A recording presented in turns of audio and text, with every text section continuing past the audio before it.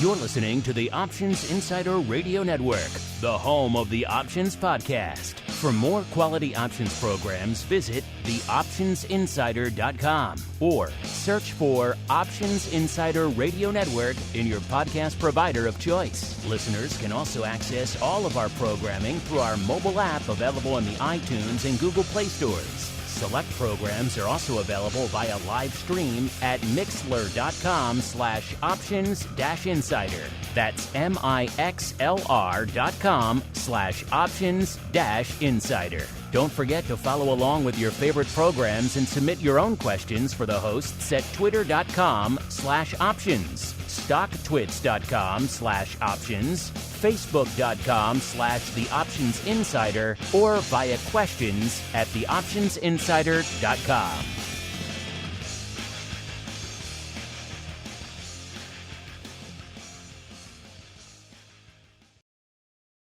Gold, crude oil, corn, soybeans, and more. With so many tradable products, the futures options market can be an intimidating place. How can you possibly keep track of the latest trading developments across so many different products? Don't worry, we've got you covered. Welcome to This Week in Futures Options, the program designed to help active futures options traders stay on top of this ever-changing marketplace. Each week, we'll break down the top trades, hot products, volatility explosions, and much more. This Week in Futures Options streams live, so be sure to check out our live stream via the Mixlr app. That's MIXLR. Or join our live chat room at mixlr.com/options-insider.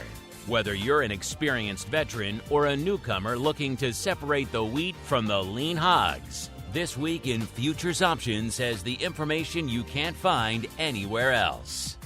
This Week in Futures Options is brought to you by CME Group, the world's leading and most diverse futures and options exchange. For more information and educational resources about futures options at CME Group, visit cmegroup.com/options. And now, get ready to break down the latest futures options trading activity. It's time for This Week in Futures Options. All right, everybody. That music means it is time once again for TWIFO This Week in Futures Options. The program and the name pretty much says it all. We're going to break down the week that was, and indeed still is, on the futures options side of these crazy markets we're all experiencing together. What's going to light it up? What's going to make it on our tape? Is it going to be, I don't know, gold, nat gas, 30-year, lean hogs? You got to tune in every week to find out. My name, of course, Mark Longo from the optionsinsider.com, as well as from the network upon which all of you are just sucking it down with 10 straws these days. Go ahead.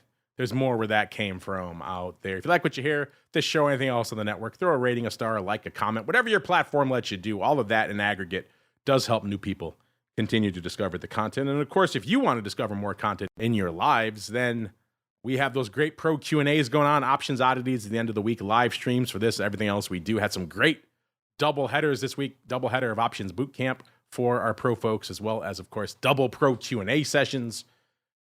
On Tuesday, we had our buddy Mr. Rich Excel in there recently. He's been on the show many times, tackling a lot of your questions across all of the asset classes out there. That guy goes deep, so all sorts of fascinating stuff.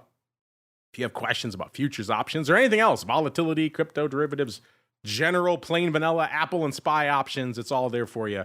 Theoptionsinsider.com/pro, the place to go to learn more. As we go to learn who's joining us on the old CME Group hot seat today, I'm pleased to welcome back to TWIFO.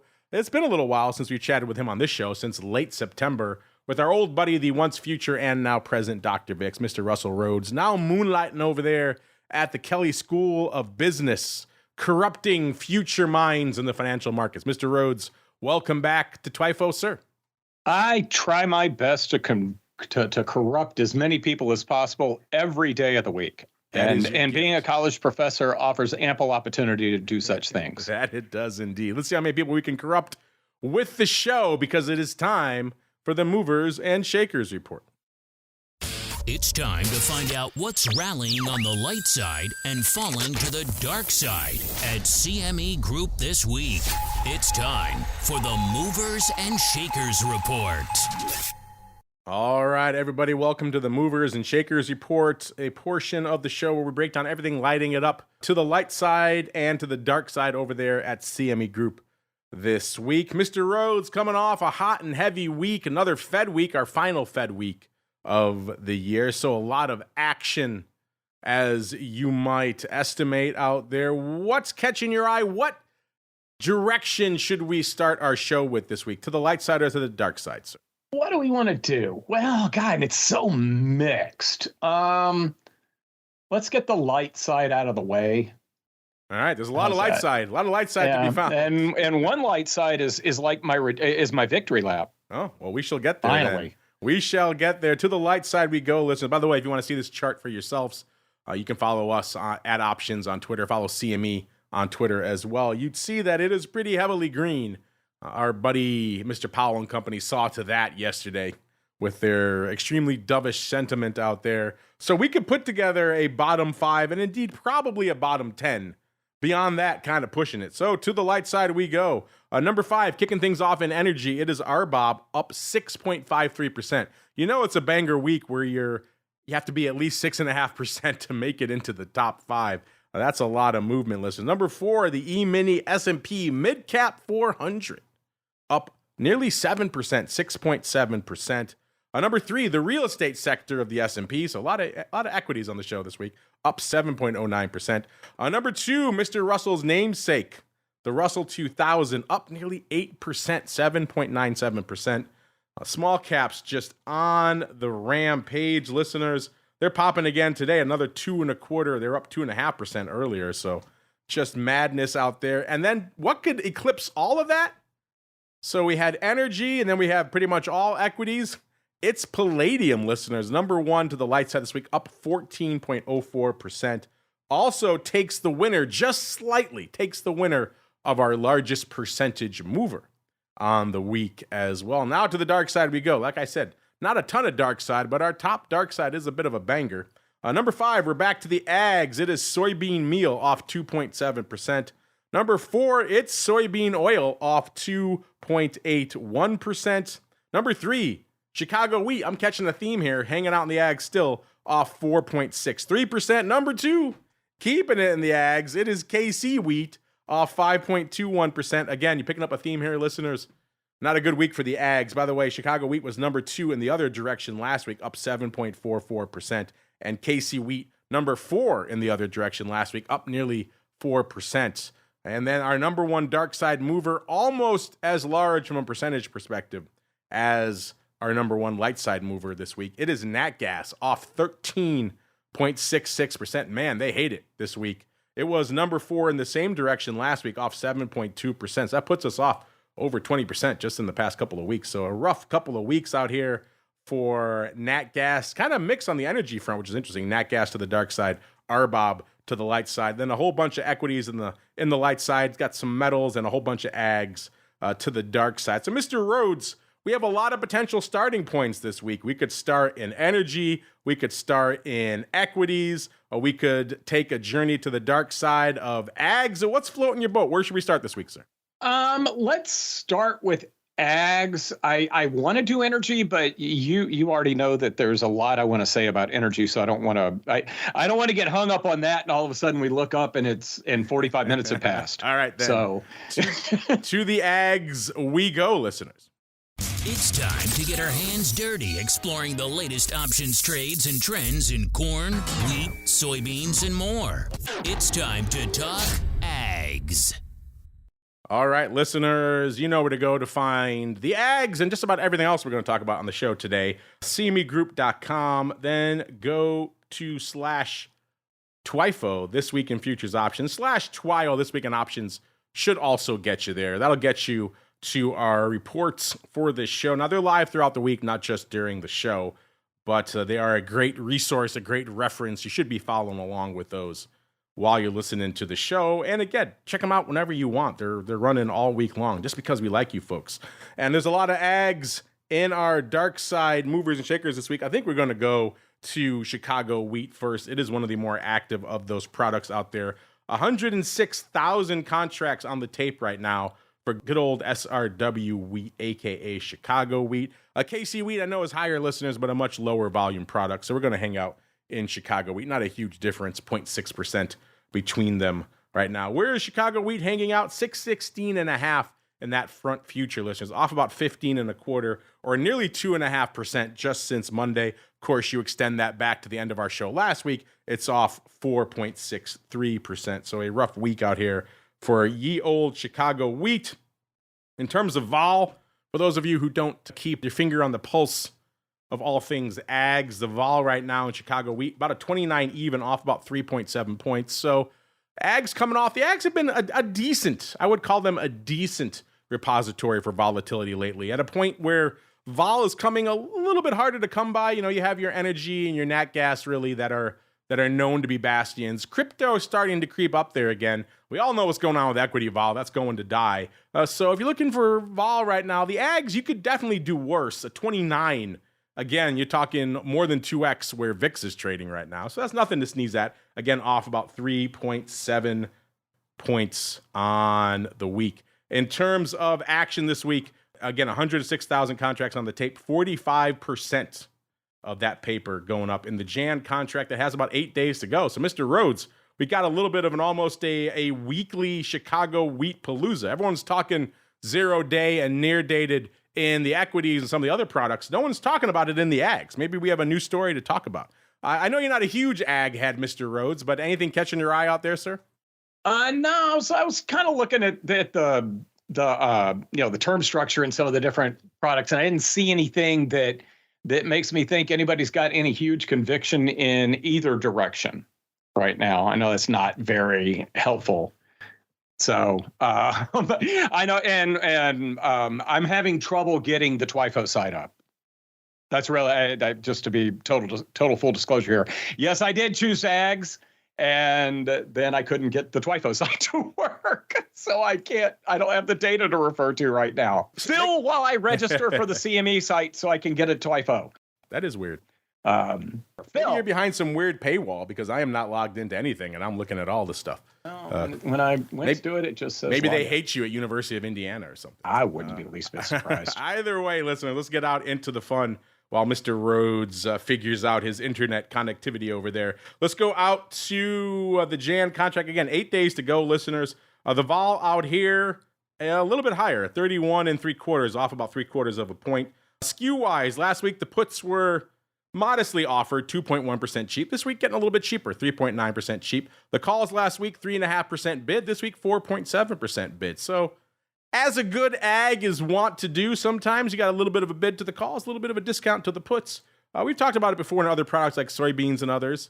These are the kinds of setups that make it favorable for things like collars. I mean, this one is not explosive, so I wouldn't be racing to go put those on right now, but it's certainly better than your, let's say, traditional equity, which is usually the inverse from a skew perspective. In terms of action, we've got the par puts, the 600 puts going up this week 5,500 times. That is our big dog out there in the world of Chicago wheat, listeners. In terms of action, the big day was yesterday. Who knew? Fed Day, a big driver for Chicago wheat as well. 2,100 contracts going up yesterday.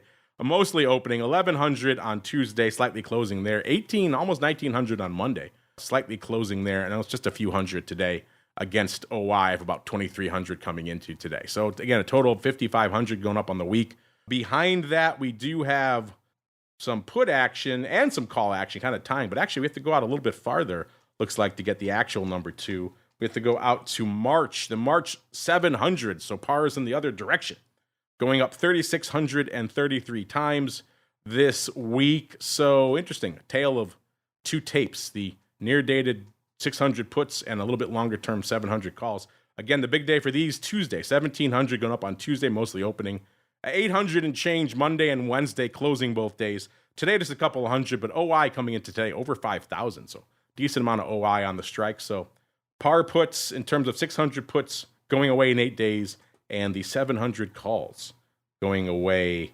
Again, these are the March listeners. They have about 71 days. Those going out a little bit longer term. That's what's leading your tape out there in Chicago wheat. Mr. Rhoads, were you able to suss No, anything I'm doing my Duo push notification right now as I register for the site. All right, well, you get all that sorted out. I think we got nat gas lighting it up to the dark side. I was kind of surprised. I thought you were going to choose energy first, but we have nat gas lighting it up. I know you got some energy lighting up your back pocket as well, so I think we'll head out there next. It's time to tap into the deep options well of black gold, Texas tea, nat gas, and more. It's time to talk energy. All right, listeners, you know where to go to find the energy. Everybody except Russell, go into that drop down, and you're going to scroll down 3 slots, or actually 2 slots from ag, 3 slots total on the list, down to energy in the asset class. And then we'll kick things off in nat gas. And I have a feeling we might be making a pit stop over there in crude oil as well. Nat gas, our number 1 dark side mover this week, listeners. So all of you out there who are looking at maybe a 3-handle buying some upside in nat gas, not your week out there, off nearly 14% this week. And again, going back a couple of weeks, off over 20%. Nat gas, that front future right now trading $2.39. Off another 18 cents this week, or about 7.13% just since Monday. Of course, you go back to our show last week, off nearly 14%. So we had Mr. Rhoads' buddy Carly on the show not too long ago. She was talking about not exactly feeling the upside in nat gas of late, and certainly that seems to be the way the market is trending as well. Do we have another banger week out here in terms of volume? The answer is a resounding yes. Nat gas maybe moving into a new volume regime. It used to be 400 was a decent week, 450, pretty banger week. This week, 681,000 contracts on the tape, and that's been a number of weeks now. We've seen north of 600,000 coming into the show, so a lot of action going on out there in the world of nat gas. Go figure, as it gets cheaper, usually the options use case diminishes, but it's getting stronger, it seems like, out there in nat gas land. And again, of that paper, 32% going up in the Jan contract. It has about 12 days to go. So getting into the weekly realm there as well. Looks like the vol in nat gas. Nat gas, kind of our go-to product for volatility these days. 61.5, off about half a point. So kind of treading water from a vol perspective this week. In terms of skew, puts 1% cheap last week. This week, 3.6% cheap. So interesting. No one really wanted the puts last week, and that was clearly the play. This week, the puts getting cheaper. The calls, 2.2% rich last week. This week, 5.9% bid. So we had a modest, really kind of flat put skew last week and a slight bid to the calls. So that would maybe show you we were looking at some equilibrium to slight upside bias. This week, it is even more pronounced. The puts getting cheaper, the calls getting more bid. So that's kind of interesting. So let's see if the option skew can be wrong 2 weeks in a row, listeners. Is this portend another aggressive downside move? Or are we going to maybe find some equilibrium here, or maybe even turn to the light side? Mr. Rhoads, I know you love yourself some nat gas. I tried to buy you a little time to get your stuff sorted out. Anything catching your eye in the world of nat gas this week, sir? I find it funny that the option market has completely gotten it wrong. And there's a whole lot of activity around the 4 calls when you go farther and farther and farther out, which makes me wonder if people are playing it for some sort of rebound. Did Carly opine on any fundamental reason this was going to happen? Is it that we had the breakdown in natural gas, or she was saying she thought maybe it was a little overextended to the upside. She thought the near-term play, the near-term trend was to the downside.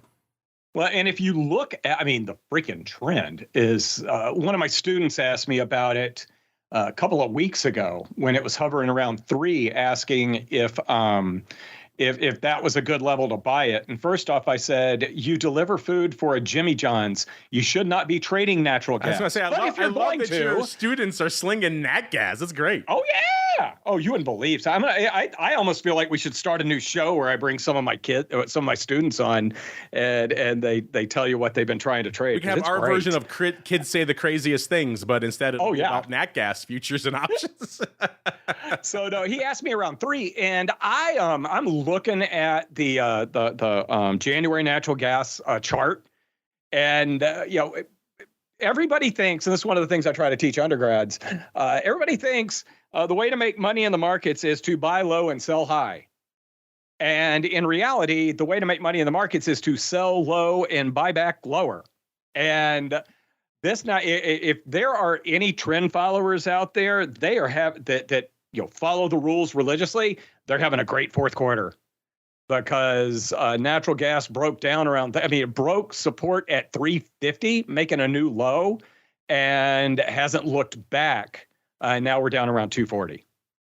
It's just absolutely unbelievable what a textbook, it's just a textbook trend following pattern here. And, maybe, I do see where we bounced off of some significant moving averages, and that might have been what my Vegas buddy Carly was looking at. But man, the second we broke, we never even retested that 350 level. And my assumption is that the people that are buying calls on the way down are not adherents to trend following, and they've never heard of turtle traders. They're off there delivering for DoorDash and clearly slinging some nat gas on the side. I love it. A new audience for the show, the Grubhub and DoorDash deliverers of the world out there who, when they're in their downtime, slinging a little bit of nat gas. Is that you, listeners? Are you taking a break from your deliveries to listen to TWIFO before you sling some nat gas? I'm curious. Hit us up. Let us know. Let's see what's going on out here, listeners. Again, it's been a wild week to the downside. One of the few weeks, as we alluded to, where the options skew seemed to kind of get it wrong, even though, again, it wasn't strongly biased in either direction last week. It was kind of more one of those shrug your shoulder types of weeks. When you see that, you usually take the skew with a little bit of a grain of salt. In terms of what's lighting it up out here, now that we're blowing through the 2.5 strike and threatening the 2 strike, no surprise that it will be the 2 puts going out in January in about 12 days that are leading the dance this week with about 21,000 contracts. Also worth noting, it's an action-packed week, but that's one of the lighter number ones we've seen in nat gas options at some time. Usually we're well north of 30+ thousand to take the number one spot in nat gas. This week, obviously, the paper kind of scattered all over the place. 21,800 is going to be enough to do it. That gets you to the 2 puts. The big day for these was Monday, 8,300 on Monday opening there. 5,700 today, 4,000 on Tuesday. 3,600 on Wednesday. Looks like back and forth opening to closing throughout the week. Today's paper is against OI of 13,400. So anyone's guess what they were up to today, probably given what we've seen out this week, probably opening. But again, we don't know. Then right behind it, though, if you think it's all downside all the time, there is some action on the 3 calls, again going out in 12 days. Can we get back to the 3 strike in 12 days? Listen, nat gas has been known to explode. That'd be a pretty explosive move in less than 2 weeks to get there. Either way, almost 20,000 contracts going up there as well. The big day was Tuesday, about 7,000. Looks like folks mostly bailing then, so maybe a lot of this is overriding, folks getting the hell out of Dodge on some of this this upside here in nat gas. 5,600 on Monday, opening there, 3,500 on Wednesday, and I've got 3,500 again today. Again, that's against OI of nearly 21,000. So there is some size OI on that strike.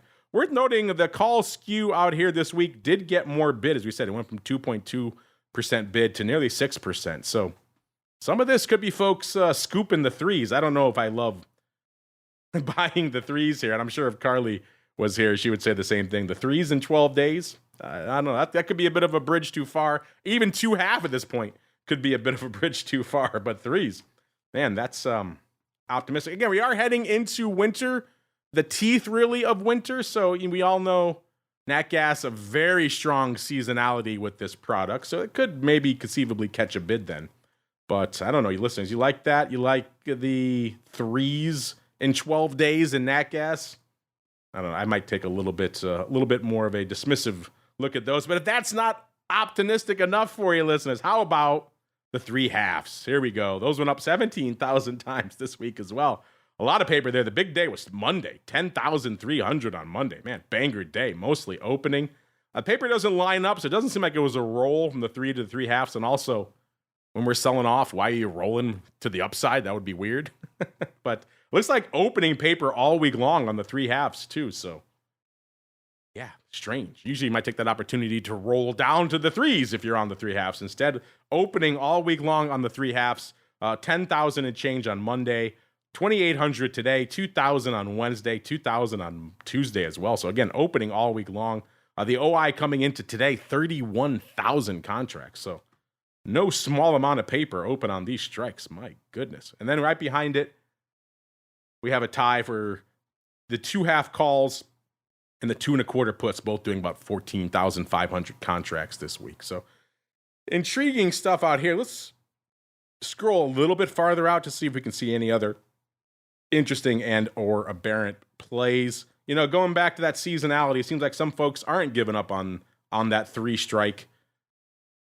Looks like March 3s going up about 12,500 times this week. I got to admit, I like the March 3s with 74 days to go. A lot better than the Jan 3s with 12 days to go. A little more time for that to pop off out there. They went up about 12,500 times. The big day for those was Wednesday, opening 4,000 times. Actually, no, Monday. 4,700 going up on Monday, also opening. So size opening paper on the 3 strike out here in March. And today's paper, 3,100 against OI of 7,100 out here. So interesting stuff, listeners. 3 calls in March. Does that float your boat? Perhaps a little bit more. By the way, the skew in March, those calls are now 6.3% bids. So again, the skew getting a little bit juicier out here in March. Mr. Rhoads, any of this paper I'm laying down here floats your boat, or anything else catch your eye in the world of nat gas, sir? Man, it took natural gas, and again, looking at the contract I was looking at, it took it, I don't know, like 16, 17 trading sessions to get from 3 to 2.5. I just can't see it, or down to 2.4. I just cannot see. I would not be buying the 3 calls. How's that? Even if we break the downtrend. And the reason is I don't think you have a whole ton of people piling into the short with the contract going down as it has, partially because of the option activity that we've seen. But if you're buying the 3 calls, what you are expecting is something to come out that squeezes a bunch of people that are short. And I'm not sure they're in the market at this time. You know, we're getting down to the time of the year where a lot of people, if they've had a decent year trading, will start to scale things back a bit. And you know, this move to the downside, this sounds like such terrible trader speak, but it may be more of a lack of buyers versus aggressive shorts. And you know, if you want to have a bunch of people that have short positions, if you're trying to push, if you're hoping a market is going to rally the way that buyers of the 3 calls would hope that natural gas is going to rally. You do sound like an old school trader. More sellers than buyers, kid. Yeah, that's why it's going down. That's what they used to say to me when I walked on the floor of the sea. But why is it rallying? More buyers than sellers, kid. And you know what? Turns out they were right. Those deeply cynical bastards at the end of the day. Let's keep things in energy for a second, because I know you've got some intriguing stuff up your sleeve out here in the land of crude oil. Let's skip over there really quickly, listeners. Pop out of nat gas. Go into WTI right now. 71.83, so managing to recover a little bit north of the 70 handle right now, closing in on nearly a 72, up about 40 cents or about 0.5% since the Monday session. So not a banger week for WTI, which makes sense. That's why it's not on our movers and shakers list this week, even though, and then volume-wise also not a banger week, 370,000, so kind of light. So nat gas blowing the doors off from a volume perspective. WTI taking a bit of a break out here. In terms of action, interestingly enough, 38% of the paper is going up in the Feb contract that has about 34 days to go. So a little bit longer term paper out here in WTI. Even though if you listen to our show we did last week with Derek Salmon from CME, you know the CME is all about the weeklies now in WTI. That's probably the next frontier for those of you out there who were and have been asking about, hey, we want more 0 days. Where are we going to see the next ones? I'd probably put my money on the weeklies out there in WTI. But that said, not a banger week out here. We got, again, about a 71.83 in that front future. The vol in that Feb contract, the 32 and about a quarter, off about 1.25 points. So roughly half of the vol we're seeing out there in nat gas, but still reasonably elevated compared to a lot of the other asset classes we talk about here on the show. Skew-wise, the puts 6.9% bid. So obviously all the interest, all the concern is us retreating back below that 70 handle this week. Even more so, those puts 7.4% bid. And the calls last week, 4.3% cheap. This week, 6.1% cheap. So again, looks like a nice little tidy equity skew out here in WTI. And the big dog out here this week on a kind of light week volume-wise, it's the 80 calls, 8 zeros.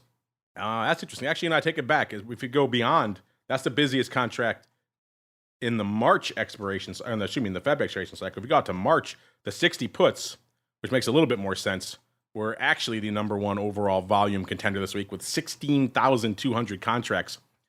Over half of that going up today, 8,500 contracts today against an open interest of 15,000. So a lot of paper going up today. 5,000 on Tuesday, mostly opening. 1,500 on Monday, closing at about 1,200 yesterday. Slightly opening there as well. So 60 puts in March. I could see some of that going up. That's a decent long time frame.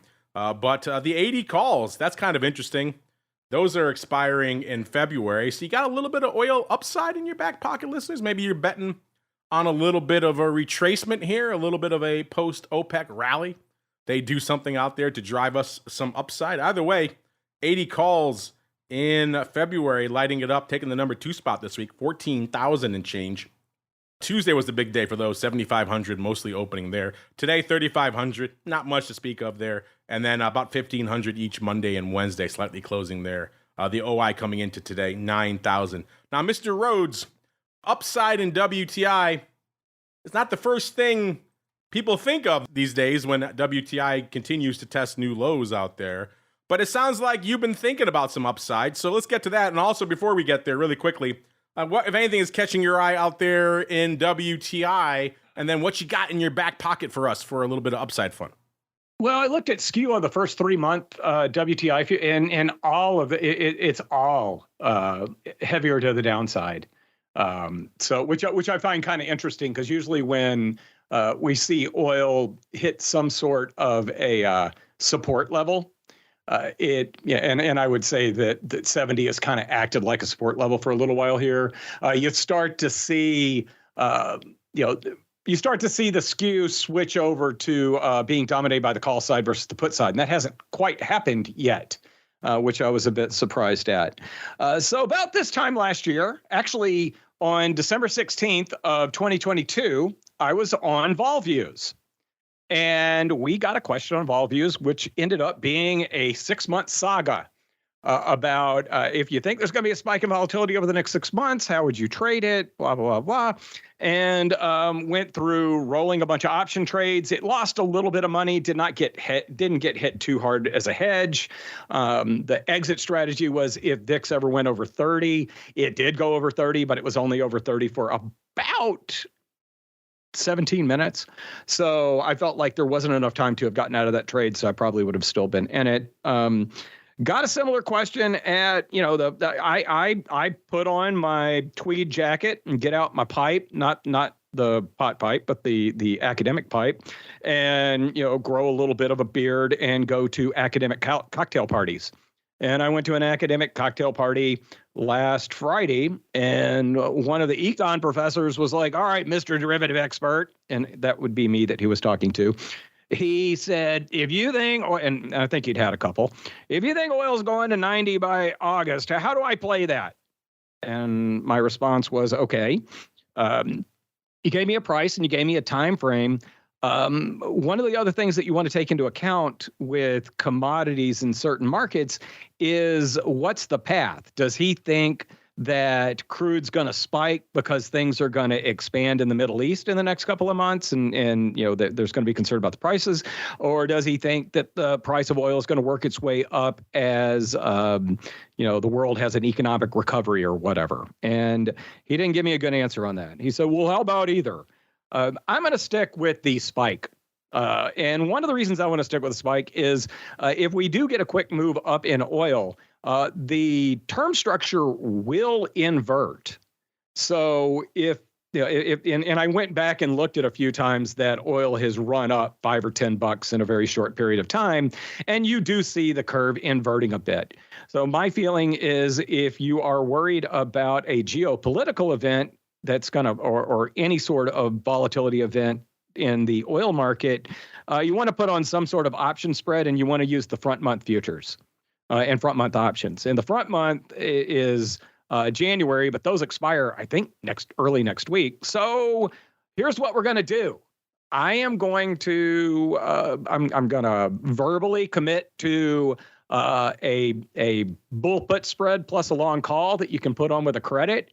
And when we get to the Friday before the February contracts expire, which is Friday, January 13th of all days, I'll roll out to March. And I will continue to do so through the August contract and see how this works.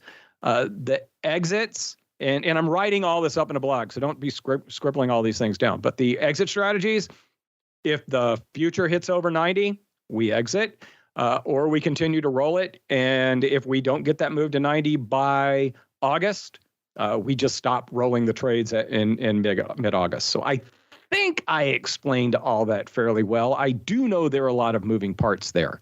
Am I being somewhat clear, Mark?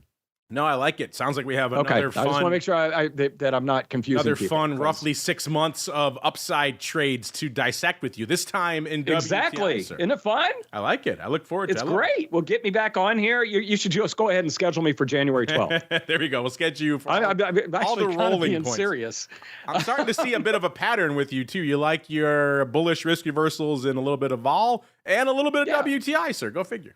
Well, and he was okay with up to 5 points downside in oil, which helped me tremendously. So with let me find where I wrote that. I already wrote the trade down. With the February contract at 71.80, I sold the 70 puts for 202, bought the 65 puts for 77 cents, and that gave me $1.25. I used $1.20 of that to buy the 76 call. So is it, if we're between 70 and 76 and we just meander around, basically it's a scratch trade. If we go to the downside, there is some downside risk. He said he was okay with that. He felt like 70 was a pretty good level that it wouldn't go below.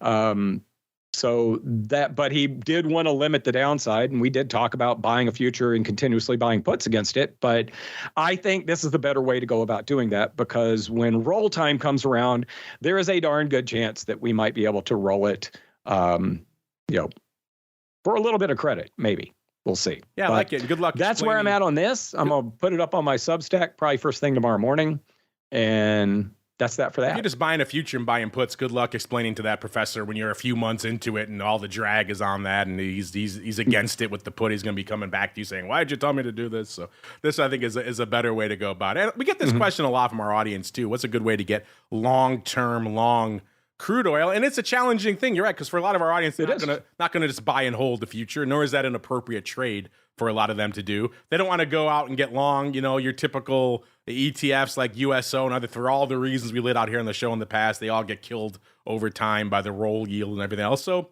it kind of is a bit of a kind of roll your own, do it yourself type of trade. And this is one way you could go about it, listeners. So if you're intrigued, by this is the question you've had in the past. You think maybe oil's a little bit beat up. Maybe you think it's on the turnaround, or maybe just for future reference, you want a little bit of upside. This could be an intriguing saga to watch play out. So keep an eye on us out here on the show. Keep an eye on Russell, of course, on Twitter. I'm sure he'll be tweeting out his usual updates, and we'll have him on, of course, regularly to give you folks some updates as well. So this is a question you have. How can you get a little bit longer term, some upside in a product like WTI? Might be an intriguing one to investigate. But Mr. Rhoads, it is Fed week. The equity markets have been just whipsawing all over the place. We've got volume for days out there, and just about every product going on out there. We have the once and future Dr. Vix joining us today. So I would be remiss if we didn't talk a little bit of equities. It's time to explore the volatility swings, skew changes, and hot options trades in your favorite indices. It's time to talk equities. All right, everybody, welcome to the world of equities. Pop out of the energy complex. You're only going to go down one slot to equity indices. It is an alpha order list, after all, listeners. Then you're going to go to U.S. Index E-mini. And from there, it's kind of an embarrassment of riches. Even though I have a feeling we usually hang out in the S&P 500, I got a feeling Mr. Rhoads might want to talk a little bit of Russell 2000 today as well. But Mr. Rhoads, obviously a banger week, as Fed weeks are wont to be. They really came out with, I think, to put it mildly, a dovish tone yesterday, kind of catching even some of the bulls off guard with how dovish they were. Markets rallying hard yesterday, coming into today, they started off getting the bit in their teeth, rallying us well north of 4,700 up to about 47, almost 47.40 before the worm kind of turned. When we were talking about it on the option block not too long ago on the show, we had dipped back below 4,700 again, so the S&P was actually down on the day. Now that we're getting a good way into TWIFO, it seemed like the worm may be turning again. S&P up about 0.25%, close to it again right now, but we are in kind of that tug of war. Yesterday, the bulls firmly had the bit in their teeth. Today, we're getting back to that tug of war we're kind of familiar with between the bears and the bulls out there, which is what makes a market, makes it so fun. But Mr. Rhoads, what were your thoughts out there on what we saw from Powell, from the overall equity market and indeed volatility reaction? Then if you want, we can sink our teeth into your new favorite, the Russell 2000. It's not my new favorite. I've been stuck with it forever. And it's finally working for me. But, as far as Powell, first off, I just, and even my students do this, and I think they're just parroting what they hear out of the press or what they read on Twitter about how rotten Powell is. He doesn't know what the F he's doing, et cetera. I think he's doing a pretty good job. I feel like if he weren't doing a really good job, would the market have reacted the way that it did? The market, the one thing that I find kind of interesting was we got that shift in the odds of a cut in March. It was as low as 45%. It's up at 75% now. It just completely reversed. After that employment number, there started to be some questions as to whether we would get the first cut in March. And then as Powell spoke, that number reversed. And that's what gave the legs to the equity market rally that we just saw. And I think, the Russell 2000 caught the biggest bid because we're talking about the U.S. economy, and Russell 2000 companies have more exposure to the U.S. economy than S&P 500 companies. They've also, right now, I think we're 25% off of our all-time highs in the rut, and we're right at it in the S&P 500. So seeing a shift where domestically focused companies were starting to catch a bid, that was a reason to get out of the way, regardless of any equity shorts that you had over the last couple of days. Now, maybe it peters out because more and more people are calling it a year, but I feel like he's done a very good job. We never really have any major surprises. We rarely have excessive volatility around FOMC announcements. So, more power to him. They seem to be managing things fairly well. And I just don't understand why everybody picks on the guy. I will say this. It is a challenging job, obviously. It is. I don't want it. To guide the global economy. No mean feat. I've said my piece on Powell in the past. I won't belabor it here. But yeah, you're right. At least right now, they're trying to, shall we say, maybe work back some of the things that they unleashed unwittingly, perhaps, back a few years ago on the economy. But intriguing stuff out there. As you mentioned, kind of quite the rampage. And man, do small caps have the bit in their teeth? My goodness, coming into the start of the show, we're seeing the rut just a tick under 2,000 in that front future, 1997. Of course, that's going the way of the dodo pretty soon. Once that goes away, we are north of 2,000, 2018, up 100 and almost 116 handles, or 6.13% just this week, just since Monday. Of course, if you go back to the end of our show last week, we have the Russell 2000, our number 2 light side mover, up nearly 8%. So, man, quite the banger out there. And if you've been listening to this show for a while, we used to do weekly rundowns on all things Russell 2000. I just never really put up a ton of paper to really be able to parse a ton. Most weeks you see 10, 12,000, maybe 15,000 contracts. A good week, a pretty strong week was 25,000 was, man, this is an explosion of paper. This week, listeners, 56,000 contracts on the tape for the Russell 2000. Again, it's no E-mini S&P, but it's this from a Russell 2000 frame of reference. This is an explosive, historic week yet again, listeners. And what's interesting is that it's not the usual flow that you expect in the E-mini S&P where it's all 0 day, all going away tomorrow. And if you go out 3 or 4 days, fully half of the paper is in that cycle. No, we're going a little bit farther out here for the Russell 2000, which is kind of interesting. In fact, the biggest trade of the week, nearly 3,000, are the end of month February 1800 puts. So going in the other direction, listeners. Remember, next year, a leap year. So these are end of month February 29th. These are leap puts. You can only trade them once every 4 years. Maybe that's why this person's doing it. It's a very, very historic occasion out there. They went up, again, all of that in one day, 2,844, all of that going up this morning, actually. So somebody fallen in love with the 1,800 puts, at least putting up some volume. Now, worth noting, there's 5,100 open on this strike. So they could be bailing on these things. They could be saying, you know what? I had a long of these, or probably if it's an equity, they could have been short these too, and they could have taken their profits off the table. Either way, listeners, end of month leap year, February 1,800 puts, leading the dance out here in small caps. Mr. Rhoads, I'm guessing you didn't have puts on your bingo card in the Russell. I didn't have leap puts. And I believe we've talked about this before. I had a long Russell short S&P 500 position on since like July. And and the reason was because the Russell had underperformed by about 15%. They've narrowed that spread to 10. But still, they've underperformed 10% this year. One thing I did want to, and I'm not talking my book here, I swear I'm not, but, I like to look at we like to look at skew in a lot of markets, and we tend to ignore it somewhat in the equity markets. But right in the Russell complex is one market where sometimes we see calls bid more than puts. And right now, if you look at the 5% out of the money, just a consistent 5% out of the money 30-day measure, the upside 5% is slightly higher than the downside 5%. So you get this weird FOMO trade in the RUT option market sometimes. And we're seeing that. And this is the first day in 2023 where the call implied volatility has been higher than the put implied volatility. The average is about 80%, that the call's usually at about an 80% discount to the put. Yeah, you're right. Small caps can get caught up in some of that meme stock FOMO love, and you're right. They're exhibiting that right now. Strong bids in all the near-dated stuff. The contracts going out 4 days, 6 days, 8 days. The calls were 6.5% bid last week, 7.4% bid.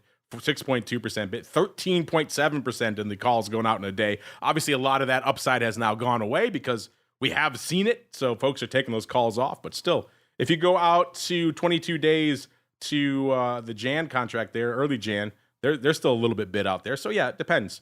But yeah, you're right. That's not a thing you see in the E-mini S&P very often. So if you're looking for some attractive upside, maybe you're an aggressive call overrider, you could do a little worse than a little bit of the old Russell 2000. And you know what, listeners? We can always do worse than your feedback because you folks always bring it. So let's get to it. It's time for your questions, comments, and insights. It's time for Futures Options Feedback. Submit your questions at twitter.com/options, facebook.com/theoptionsinsider, stocktwits.com/optionsinsider, or via questions@theoptionsinsider.com. You can also submit your feedback via our Options Insider Radio Network mobile app, available for iOS, Android, and Kindle Fire devices. You can even ask your questions live via our Mixlr chat room. So grab the Mixlr app or just search for Options Insider at Mixlr.com. That's MIXLR.com. All right, everybody. Let's get to some of your feedback out here. In fact, Mr. Rhoads, we got a fun one out here. We have a fun question of the week going right now, very much inspired by the debate we've been having on volatility views recently. And I know you're not going to be on the show tomorrow, so I thought it was a perfect time to get your thoughts on this because this is up your alley if anything is up your alley. It's about your favorite product, Mr. Rhoads, which is SVIX. Are you familiar with it, sir? I've heard of it, but let's go ahead. All right, let's go. You look it up while I'm talking about it. How about that? Yeah. SVIX, of course, listeners, the inverse VIX product. So when VIX goes up, it goes down and vice versa. This has been an interesting one to watch. It usually attempts to generate those returns using VIX futures. Lately, it's incorporated VIX options and surprising all of us, myself included, It wasn't using VIX puts. It was actually using VIX calls. They're holding a whole bunch of VIX calls out there right now, which is both interesting and a little bit alarming at the same time. I still don't know where I fall on this, which is why we put it out to you folks. You folks are the ultimate arbiters at the end of the day. We know a lot of our listeners hardcore into the vol trade. So we thought we'd ask you folks, does SVIX adding VIX options into its holdings, in particular VIX calls, does it make you more or less likely to trade it? It gave you three choices. More likely because you feel it's safer. Remember, this is an inverse product, listeners, and the last product that did this, XIV, infamously blew up back in February of 2018 when VIX exploded and XIV went to zero. So if you're worried about a VIX explosion, having some VIX calls in your back pocket, not the worst thing.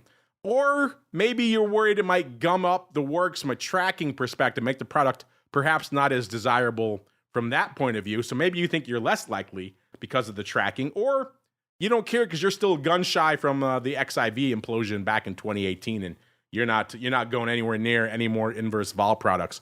Mr. Rhoads, you've been thinking about this for a while. Which way do you come down? And then B, which way do you think our audience is going? Well, I blurted out without really thinking about it on vol views a couple of weeks ago that them holding the calls gives me more confidence.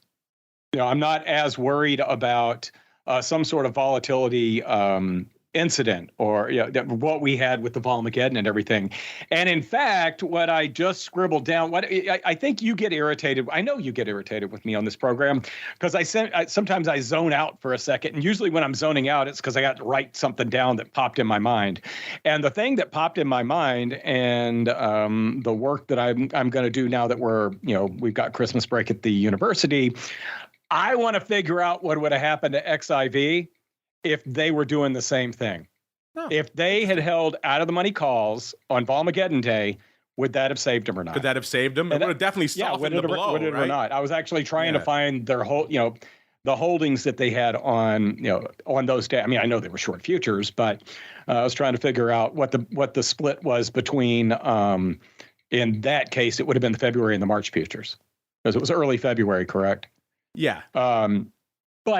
So I think that's going to be an interesting exercise that I can hopefully get around to just to see if it would have saved them. My feeling is, without any insight from the managers, that this really is a risk control measure. I don't think they necessarily have an opinion or anything, but they're starting to get more assets under management. They're starting to become a bigger part of the open interest in the VIX futures contract. Not a huge part, but still, you don't want to have to worry about liquidity because when you usually worry about liquidity when you need it most. And by purchasing those calls, or by having those calls on, they are able to pretty much, have a hedge and will be assured that the Volmageddon situation will not repeat itself. Yeah, that is one of the big albatrosses hanging around the neck of this product, right? Can it go the way of the dodo? If you're worried about that, then maybe you're willing to give up a little bit of tracking for the security. Where do you think our audience is falling, Mr. Rhoads? Oh, I think they're following along with me because I said it on the program and then they just, it's stuck in their minds. You are driving. Well, you're not wrong right now. 50% exactly right now saying they're more likely to trade it. It is safer. Followed by 30% worried about the tracking. They're less likely to trade it. And 20% are still gun shy after XIV. So our audience, if you look at it in terms of two choices, are exactly evenly split. Half like it because it's safer and half are either don't like it or are still too scared to go back into those waters, which again, there's no right answer on this, listeners. It's more of a case of getting your pulse. If you want to vote, get out there at options. You got about a day left to do it. All right, everybody.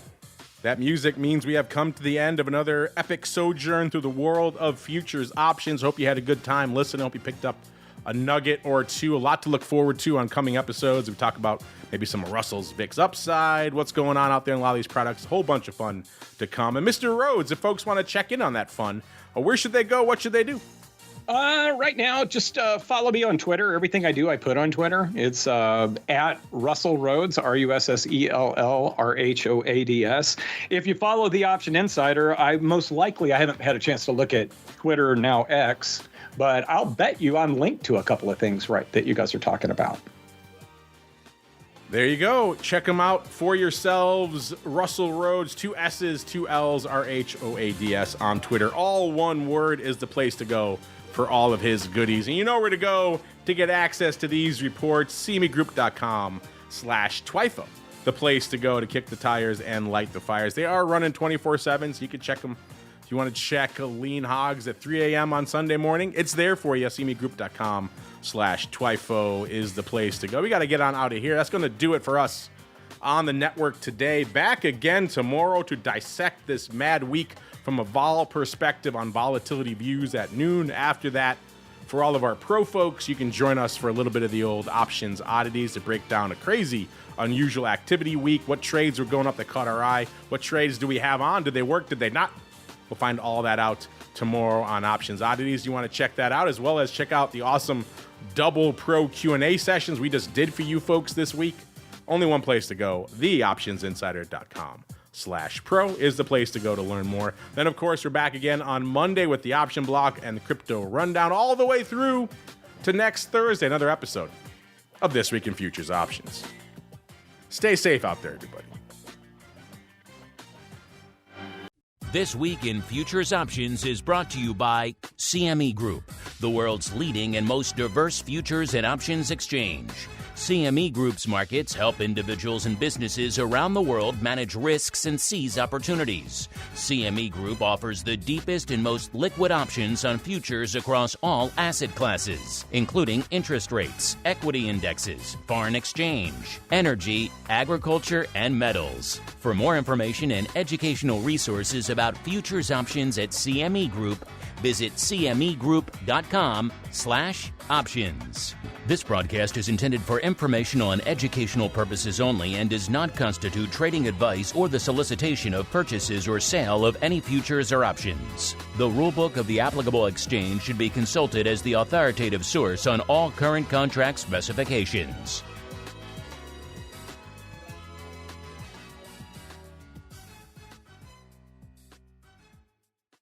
You're listening to the Options Insider Radio Network, the home of the Options Podcast. For more quality options programs, visit theoptionsinsider.com or search for Options Insider Radio Network in your podcast provider of choice. Listeners can also access all of our programming through our mobile app available in the iTunes and Google Play stores. Select programs are also available via live stream at mixlr.com/options-insider. That's mixlr.com/options-insider. Don't forget to follow along with your favorite programs and submit your own questions for the hosts at twitter.com/options, stocktwits.com/options, facebook.com/theoptionsinsider, or via questions at theoptionsinsider.com.